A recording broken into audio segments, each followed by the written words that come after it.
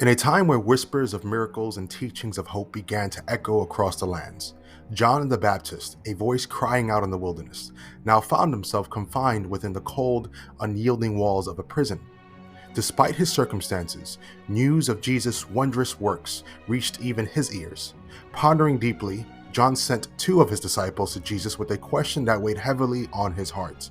Are you the coming one, or do we look for another? The disciples found Jesus amidst his journey, spreading words of wisdom and performing acts that defied understanding.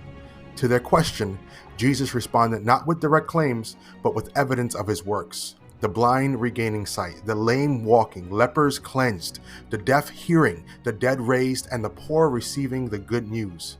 He imparted a message for John. Blessed is he who is not offended because of me. As John's messengers departed, Jesus turned to the gathered crowd. He spoke of John with high regard, challenging the people's perceptions of prophets and greatness. What did you expect to see in the wilderness? A prophet?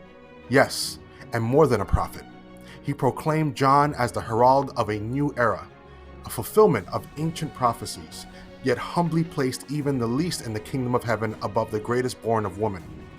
Jesus then lamented the hardness of the current generation's heart, comparing them to children who neither dance to joyful tunes nor mourn for the sad ones.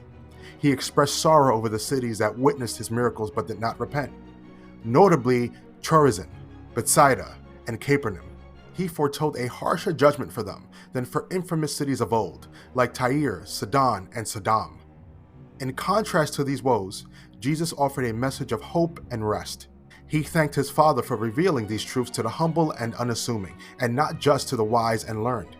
He extended an invitation to all who were weary and burdened, promising them rest and teaching them the ways of gentleness and humility.